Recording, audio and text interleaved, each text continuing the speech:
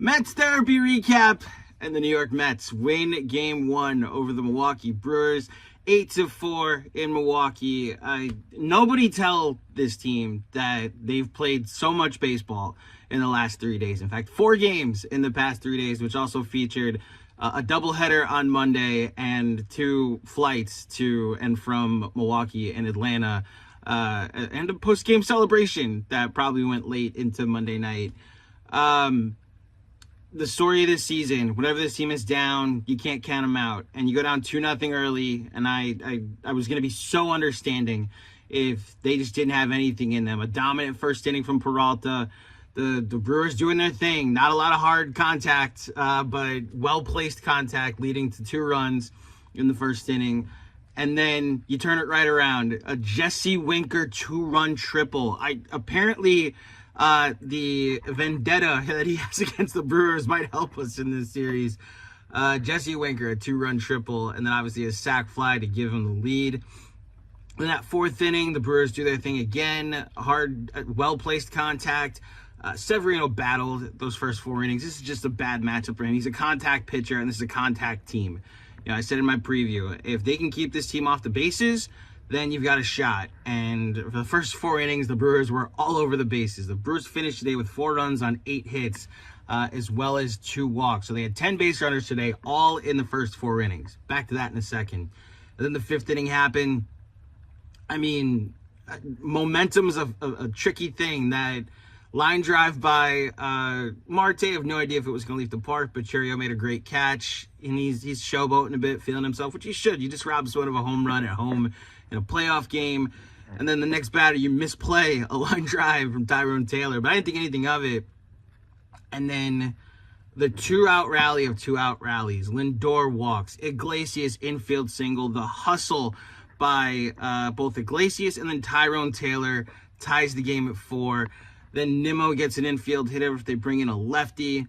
The Viento single to make it 6-4. Then the intentional walk to Alonso, which not getting a lot of hits lately, Petey, but I'll take 3 walks and you're on base 3 times any day.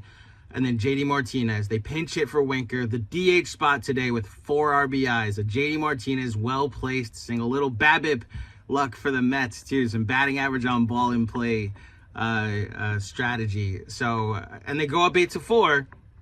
And then you're thinking, like, this team is gassed. How are they going to get through these final 5 innings? Well, how's this? Severino, 2 scoreless, perfect innings. You keep the Brewers off the bases. Jose Budo, scoreless, 2 perfect innings.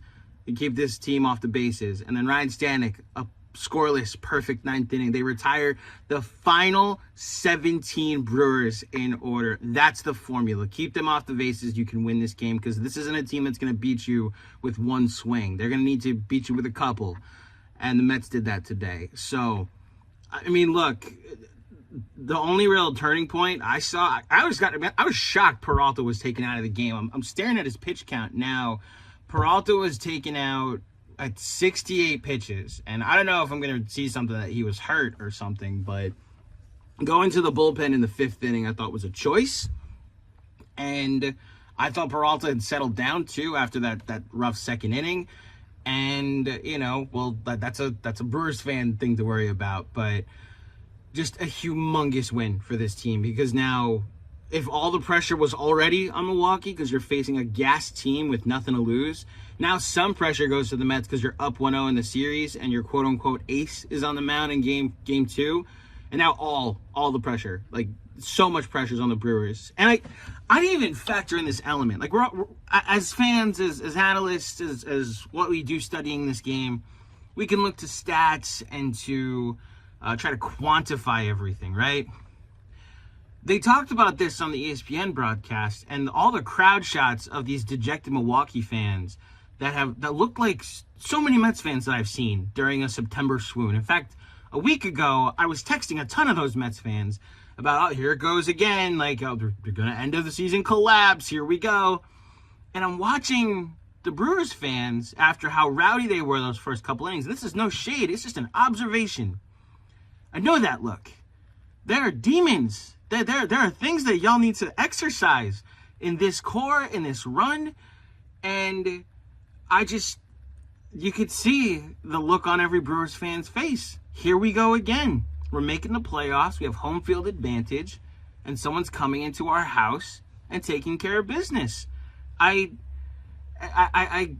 couldn't get it out of my head that this is a Brewers team. That trend I told you about, that like the Brewers make the playoffs, but then the team that wins the National League pennant goes through them. Like the last 6 NL pennant winners have had to go through the Brewers to get to the World Series. And I didn't even think of that from the Brewers fan perspective, or even just from the Brewers perspective, that the moment they go down, those replays, that those demons are going to start to come back. And maybe, I mean, this series is far from over, and, you know, I'm not saying like I have a ton of confidence that the Mets are still going to win this series. I now have confidence that they can, now that they're up 1-0. But there's an unquantifiable vibe when you know that your whole fan base is now expecting the same thing that's happened for the last half decade to happen again. And I wonder if those players in that clubhouse, that very young team, is going to start to feel that pressure in Game 2. So I can't say it enough. Humongous win for the Mets. I now have visions of a second round, but I'm not there yet. Got to win Game 2. Got to win one more game before we start thinking about an LDS at Citi Field. But just enjoy this win, Mets fans. I know this team is. They continue to just defy all logic and expectations. But humongous win. Game 2 tomorrow night. Severino on the hill.